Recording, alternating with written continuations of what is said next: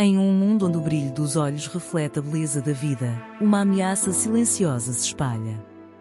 A conjuntivite, uma doença aparentemente inofensiva, tem-se tornado um pesadelo para muitos.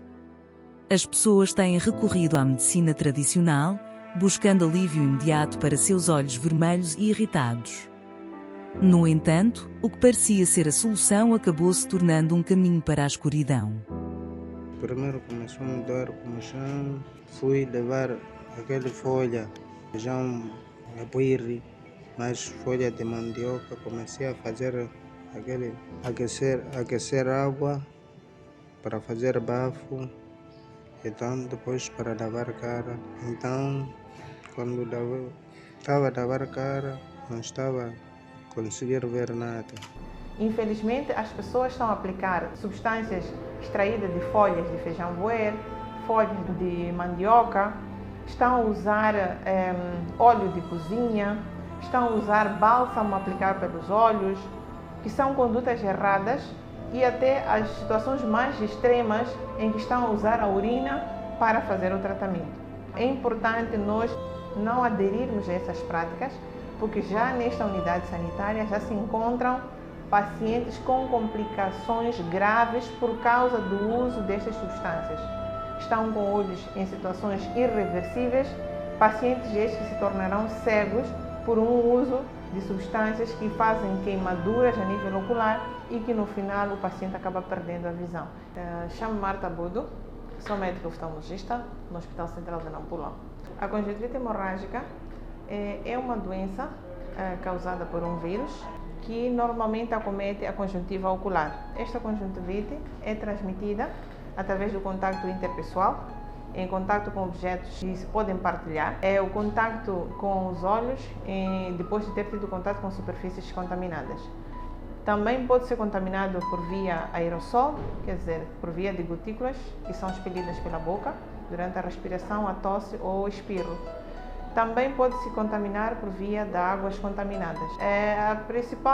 Principais sintomas que o paciente vai apresentar na conjuntivite hemorrágica é sensação de corpo estranho ou sensação de diarreia, vai apresentar com a sensação de olhos pesados, com dificuldade em estar em locais com muita luminosidade, como estar exposto ao sol ou em salas com muita iluminação. Podem também referir sensação de prurido ou comichão nos olhos, e também pode ter ou não saída de secreções ou chamadas ramelas, que não têm a coloração esverdeada ou amarelada. São secreções transparentes, esbranquiçadas, mas um branco claro. Normalmente os pacientes também podem referir dor e também vão ter dificuldade em abrir os olhos. Também vão apresentar-se com um edema palpebral, que é muito característico, assim como a hiperemia conjuntival ou então chamado olho vermelho. Atendendo a rápida disseminação ou o rápido contágio que esta doença tem, é importante que nós tenhamos as medidas preventivas sempre em mente, como é o caso de lavar as mãos com frequência com água e sabão, sempre que tivermos contato com superfícies, objetos ou até na saudação do dia a dia, temos sempre de tratar de limpar, desinfetar as mãos e, se possível, fazermos a lavagem com água e sabão. Também devemos fazer uma lavagem frequente da face e também pode-se associar a isso a lavagem da face com sabão, mas lembrar que não é para colocar o sabão dentro do olho, é para lavar a face e secar. Evitar estar a tocar a face com frequência, evitar estar a tocar os olhos com frequência, se possível não tocarmos os olhos, porque as nossas mãos estão sempre em contato com objetos que normalmente estão infectados.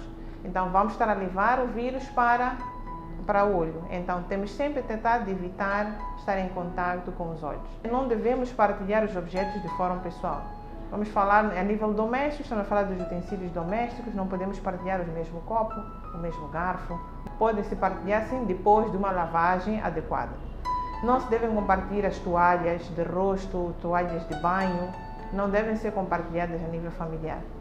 A nível do local de trabalho, temos que evitar estar a compartilhar canetas, estamos a trocar objetos dentro do trabalho, sempre que possível fazermos a desinfecção das mãos com álcool e também a própria desinfecção das superfícies, como é o caso da mesa, das cadeiras. Se estamos a falar de instituições de saúde, sempre que um paciente entrar ao gabinete, temos que desinfetar a mesa ou o local onde o paciente teve contato, de forma a evitarmos a disseminação desta infecção. Também temos que nos lembrar, a nível pelo menos para os profissionais, o uso constante da máscara facial nasobucal. Significa que temos que estar constantemente com as máscaras, atendendo que uma das formas de contágio é por via aerossol. Então vamos reduzir a probabilidade de apanharmos a infecção. Também a nível hospitalar devemos usar os óculos de proteção, não é? Que são os óculos transparentes, que são usados para a proteção dos olhos, que isto é mais para as pessoas que têm contato com muitos pacientes, de forma a evitar que estes também se tornem pacientes. E basicamente, usando as medidas preventivas, nós podemos evitar apanhar ou sermos contaminados por este vírus. Então, é importante que nós tenhamos atenção às medidas preventivas. É importante também lembrar que não devemos usar os medicamentos que são os indicados a nível da comunidade, porque estes medicamentos trazem complicações e complicações graves. Falo de uso inapropriado dos colírios, estamos a falar dos colírios que vamos encontrar nas farmácias. As farmácias não são consultórios médicos para indicarem tratamento. O local para se fazer a indicação de tratamento é numa unidade sanitária, seja ela privada ou pública, mas tem que ser numa unidade sanitária. As farmácias não são locais para fazer a consultação para a compra de medicamentos. O que está a acontecer é que algumas pessoas compram medicamentos que não são adequados para tratar a conjuntivite hemorrágica. Então tem que se ter muita atenção ao uso desses colírios. E mesmo os colírios que nos são indicados a nível das unidades sanitárias não são para ser compartilhados. Significa que eu não posso compartilhar com o meu filho ou com a minha mãe a mesma gota que eu estou a aplicar. Significa que cada paciente tem que ter as gotas individualizadas para evitar a propagação e a continuação da disseminação da infecção.